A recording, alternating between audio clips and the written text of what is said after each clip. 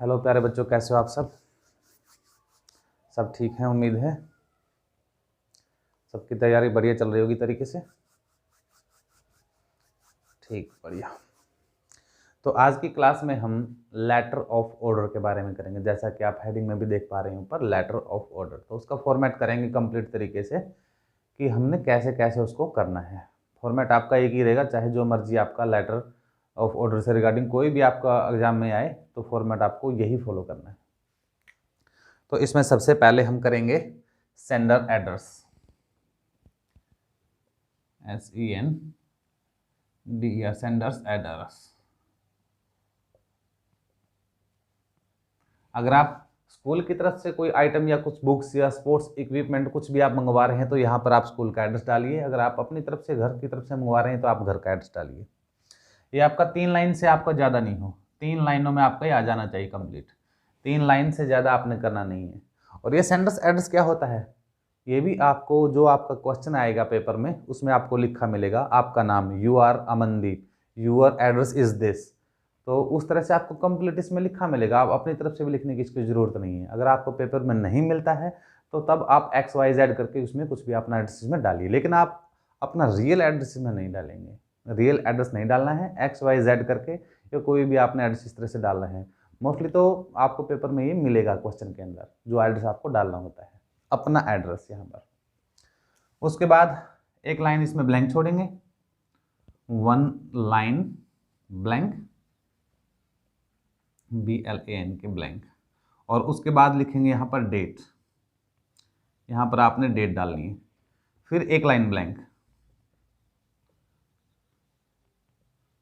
और फिर लिखेंगे आपने वो पत्र लिखना किसको है, मैनेजर को लिखना है, पब्लिशर को लिखना है, डायरेक्टर को लिखना है, तो उसके बारे में लिखना है।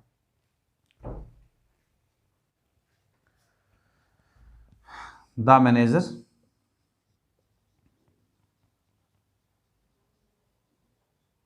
ये भी आपको क्वेश्चन में मिलेगा कि आपने पत्र लिखना किसको है, उसका कंप्लीट एड्रेस द मैनेजर को या डायरेक्टर को। ये भी आपको जो क्वेश्चन आएगा पेपर में तो उसमें आपको कंप्लीटली अच्छी तरह से मेंशन होगा आपका एड्रेस और जिसको आपने लिखना है उसका एड्रेस। तो ये आपने वहीं से देख करके इसको लिखना है, द मैनेजर। और ये भी आपका 3 लाइनों से ज़्यादा ना हो, 3 लाइन में आपका ये कंप्लीट हो जाना चाहिए। उसके बाद एक लाइन फिर ब्लैंक छोड़ेंगे, 1 लाइन ब्लैंक। और उसके बाद लिखेंगे सब्जेक्ट, सब्जेक्ट कि आपका जो लेटर है वो किस बारे में। तो सब्जेक्ट में लिखेंगे क्योंकि आपका ये एक ऑर्डर के बारे में है, ऑर्डर इसमें आपने करना है। Placing an order, PLACING, placing an order for. आगे बुक्स के लिए तो बुक्स डालेंगे, स्पोर्ट्स इक्विपमेंट के लिए स्पोर्ट्स इक्विपमेंट डालेंगे। आपने लाइब्रेरी के लिए अलमीरा मंगवानी है तो उसमें वो चीज़ डालेंगे जो आपने क्वेश्चन में इसमें दिया मिलेगा आपको। क्वेश्चन में आपने मंगवाना क्या है, किस चीज़ के लिए आपने ऑर्डर करना है, तो वो आप यहाँ पर लिखेंगे। Placing an order for, books है तो बुक्स, स्पोर्ट्स इक्विपमेंट है तो स्पोर्ट्स इक्विपमेंट। तो सब्जेक्ट तक हमने कर लिया था सब्जेक्ट के बारे में। Placing an order, placing an order for, आगे वो आइटम जिसके लिए आप ऑर्डर प्लेस कर रहे हैं। उसके बाद एक लाइन आपने फिर ब्लैंक छोड़ देनी है,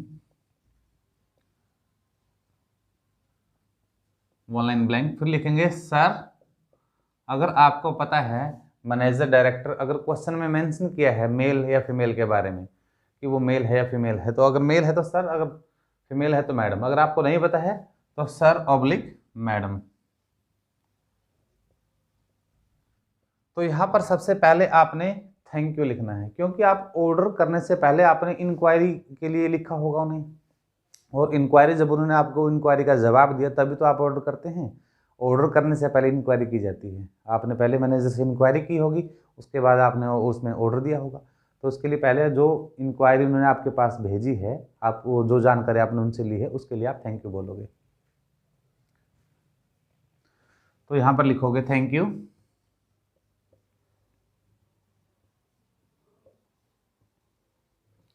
for sending the quotation,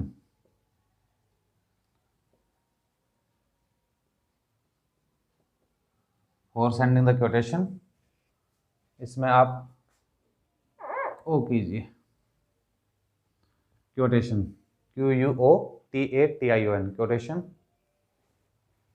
thank you for sending the quotation. अगर उन्होंने आपके पास कुछ सैंपल भी भेजे हैं बुक्स के या फिर स्पोर्ट्स इक्विपमेंट का, अगर कोई सैंपल चीज़ उसके भेजी है तो उसके बारे में आप मेंशन कर सकते हैं। अगर बुक्स के लिए है, बुक्स के सैंपल पेपर भेजे हैं तो आप साथ में ये भी लिख सकते हैं, thank you for sending the quotation and sample copies.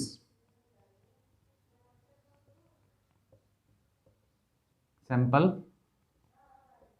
Copies, अगर वो बुक्स नहीं है तो आइटम्स लिख सकते हैं प्रॉम्प्टली। तो इस तरह से आप लिखेंगे, अगर बुक्स हैं तो कॉपीज, अगर बुक के अलावा कोई दूसरी चीज के लिए आपने ऑर्डर करना है तो आइटम्स। कॉपीज ऑफ द इसमें ऐड करेंगे, आइटम्स यहां भी ऑफ द। अगर आगे आगे बुक्स हैं, कॉपीज ऑफ द बुक्स, इस तरह से कॉपीज ऑफ द बुक्स। अगर आइटम्स हैं, आइटम्स ऑफ द, जो आपको आइटम मंगवाने के लिए कहा गया है, आइटम्स ऑफ द, जैसे बैट है तो बैट के लिए आप लिखेंगे items of the bats, BATS bats. या फिर sports equipment, SPORTS sports equipment. Thank you for sending the quotation and sample copies of the books, अगर आपने बुक्स ऑर्डर करनी है। अगर अदर आइटम है, sample items of the sports equipment. तो इस तरह से आप इसको लिखेंगे, जो आपको क्वेश्चन में ऑर्डर करने के लिए कहा गया है उसी को आपने यहां पर मेंशन करना है, नोट कीजिए। फिर आपने दूसरे नंबर पर यहां पर मेंशन करना है लिस्ट ऑफ रिक्वायरमेंट्स।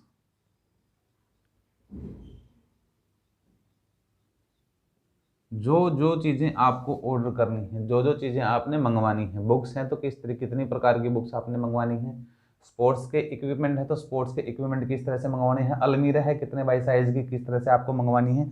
तो लिस्ट ऑफ आप रिक्वायरमेंट्स या इसमें आइटम्स टू बी ऑर्डर्ड, जो जो आइटम्स आपने ऑर्डर करनी है, मंगवानी है, उनकी लिस्ट आप यहां पर लिखेंगे। उसके बाद लिखेंगे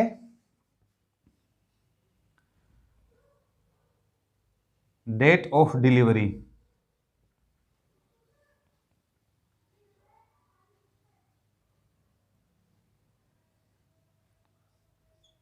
डेट ऑफ डिलीवरी, किस डेट को आपको डिलीवरी उनको चाहिए, जो आइटम्स आपने मंगवाई हैं किस डेट तक आपको वो डिलीवरी आपको चाहिए कि इस डेट तक वो सारा सामान हमें पहुंचा दें, तो उसके बारे में आप मेंशन करेंगे। डेट ऑफ, हमने डेट ऑफ डिलीवरी कर लिया था, डेट ऑन विच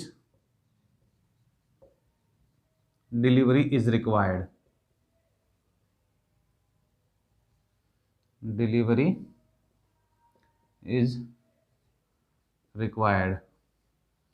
इसके बाद हम करेंगे मोड ऑफ पेमेंट के बारे में।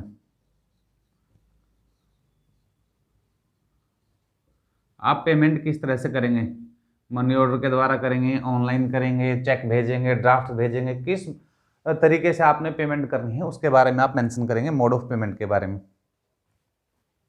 फिर आप लिखेंगे items, ITEMS items to be in good condition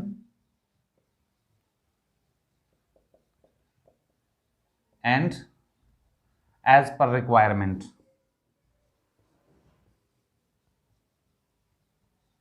REQUIREMENT as per requirements. जो आपने आइटम्स मंगवाई हैं वो अच्छी कंडीशन में होनी चाहिए, ये लास्ट में ये लाइन भी आप मेंशन उसमें जरूर करेंगे, items to be in good condition और एज पर रिक्वायरमेंट। तो ज़रूरत के हिसाब से जो चीज़ें आपने मंगवाई हैं वो अच्छी कंडीशन में होनी चाहिए और ज़रूर जैसे आपने मंगवाई है वैसे ही आपका वो होना चाहिए। तो इस तरह से आपने कंप्लीट। नीचे फिर यूअर्स, जो भी आप ये लिखेंगे आप लेफ्ट हैंड पे आपने रखना है पूरा का पूरा, sir, madam, the manager, date, address, सारा का सारा आपने लेफ्ट हैंड पे रखना है, राइट हैंड पे नहीं लिखेंगे। यूअर्स फेथफुली या फिर सिंसियरली, CERELY। जो आपका क्वेश्चन में आपका नाम बताया गया है, you are Amandeep, you are a student leader, you are a librarian, तो उसी तरह से आपसे इसमें नीचे मेंशन करना है। अगर नाम दिया है तो वो नाम आप लिखेंगे जैसा भी दिया गया है, अदरवाइज इसमें XYZ आप मेंशन करेंगे। अगर डेजिग्नेशन है तो लिखेंगे।